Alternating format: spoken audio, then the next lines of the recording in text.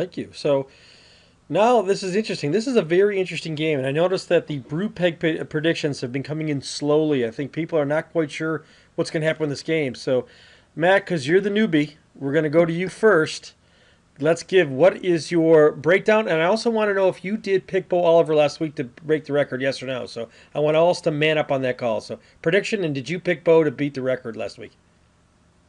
All right. Well, I'll start with I think our guest blogger is wildly underrating the defenses on both sides of the ball. I don't think either team gets to 30. I think that's crazy talk. I did, I've got my Conrad style breakdown by quarter here this week. This UB team, has not trailed since the third overtime of the game against Stony Brook. I think that streak ends this week. I have ultimately UB beating Kent State 27-20. UB will get their points. Kent State's going to get their points. I think Kent State's more boom or bust than UB. And I think UB has a little bit more of a consistent, grind it out. We've seen that. And I think ultimately UB will be able to capitalize more on that boom or bust style of Kent's offense than Kent will. I've got, first quarter, Kent up 7-3. Let's say a Dree Archer touchdown. Who cares? And then by halftime, we'll say 10-10 with a Bo TD. Third quarter, that's our bread and butter. That's where we've ground teams down all year. We'll score 10 points in the third. Licata pass to Fred Lee. Licata's gaining some more comfortability with Lee. You can tell in the last two games he's been thrown that way more often, let alone Lee's hands or anything like that. And then Kent's going to score 10 in the fourth, and Campbell's going to salt it away with a touchdown as well in the fourth. We'll give one touchdown to Archer and one to whatever quarterback they throw in there. They'll find a way. For UB, that's touchdown for Bo in the second, touchdown Licata to Lee in the third, touchdown for Campbell in the fourth, and 2 field goals for Clark. UB 27-20. Bonus Bruwpeg, Tedroy Lynch comes through with 1.5 sacks this week. It's my bonus Bruwpeg sleeper pick. Wow, that's interesting. And you didn't answer my question. Did you pick Bo? Oh, yeah, heaven forbid. I did not believe that Bo I was just going wondering. to. Just wondering. Okay. Yeah, I know. Hey, Conrad, tell me what do you got this game going? What's your call here? It's a rough game. No, I have Buffalo at 27 points as well, so that's kind of scary. Um, I'm gonna bring in some stats here, and the stat I'm gonna bring in is rushing touchdowns allowed. Kent State has allowed 17 rushing touchdowns in 8 games. So, I think we're gonna bust out the Wildcat from the goal line, and we're gonna see Campbell sneak in from 1.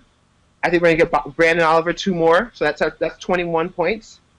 And then I think Patrick Clark, Mr. MVP, is going to put 2 more field goals up on the board, so that's going to be 27. Kent State. Now I say that. I do think our defense may score, because our defense has been scoring a lot. But not this week. So 27 points, all through the running game on offense, 2 field goals. And then I think Kent State is going to get a field goal, a Dree Archer touchdown, and a missed 2-point conversion. So that's going to give Kent 9. 27-9 is going to be my prediction. I think this game is going to be a little bit close. That's why Kent's going to be going for 2.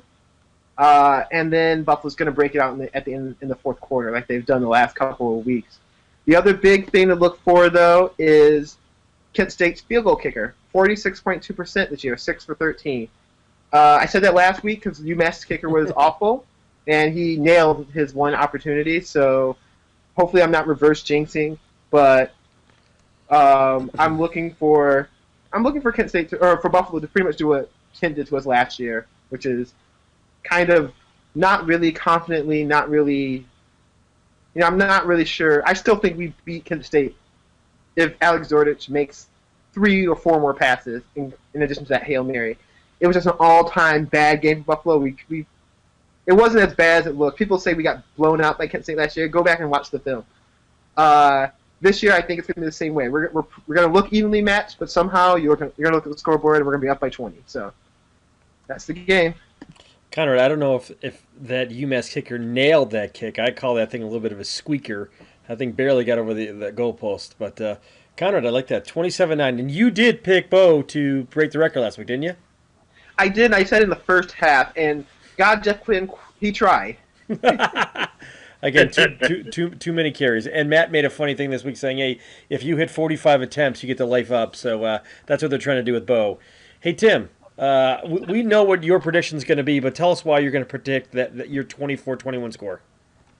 Yeah, until it stops working, it's going to be 21-24, 24 in favor of UB.